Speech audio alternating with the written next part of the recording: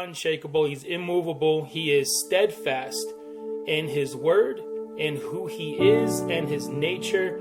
God does not change. If anything starts going awry and off in your life and things are like, oh, why is everything so unsteady? It's not God changing. It's you. There's something that you did. There's a choice you made. There's a direction you decided to go. There's a struggle you're having with Jesus and with the path he's trying to take you on. And so if you can think of yourself being, tethered to Jesus, and he's like, and the Holy Spirit's like, let's go this way. And when you're in line with that, when you're obedient to that and you're moving with him, then there's no struggle. You're just moving with him. But every now and then we get into these seasons where we go, what if I go this way? I think this might be better. Or we think, I think I'm going to make this choice instead of that. And we start trying to do things under our own knowledge, our own power. And we start going a different direction. And we want the cross to go with us in that direction. But Jesus is saying, no, this is the direction that we're going. This is the direction I need to take you in. And even if you really, really, really want to go that way, I'm not changing my course. I'm staying here. And so we can get into this trying to tug them in a certain direction and trying to get Jesus to work for us, to go the way we want to go because it's my dream job. I really want to do this. Or, I really want to marry this girl because of this and that. And God's like, that's not the plan I have for you. So you can decide to go that way, but I'm not moving from the course that I have set and what my word is, right?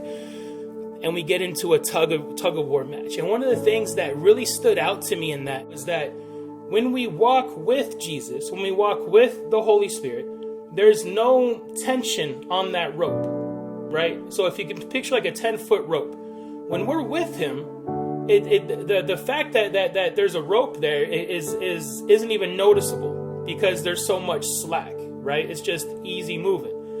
And so in his word, he says that his yoke is easy, his burden is light, meaning that when we go his direction, that there's an ease to it because he says that his things are not heavy on us. If something feels heavy in your life, it's something that you brought into the picture. When Jesus says to pick up the cross and follow me, he's saying that cross is not heavy. His burden is not heavy. The things that are heavy is our past that we're bringing into it. The unforgiveness that we won't let go of. The guilt, the shame, the anger, the trauma, all these other things that we want to hold on to. That's what makes it heavy. But when we walk with him, there's an ease to it. There's no tension in that relationship with Christ. Will we go through storms? Absolutely. The disciples were on a boat with Jesus going through a storm, but they were with him and they went to him and they said, Jesus, help, we're dying. And they went to him. So you'll go through storms, but you stay with him throughout it, right? And we get in trouble when we start distancing ourselves. And so when we get to that point of playing tug of war with Jesus, there's already been a period of distancing ourselves from him before that even starts to happen.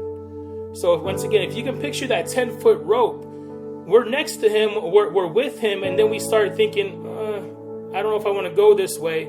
And that rope starts getting a little bit tighter and tighter. And then it finally hits a point where we're being pulled, we're being tugged, and then we're starting to pull back. But once that happens, what we have to realize is that there's already been a gradual process that has brought us there. There's never a time when it's like I'm rolling with Jesus and I'm with him, and then all of a sudden, boom, I'm playing tug of war with him. It doesn't happen like that.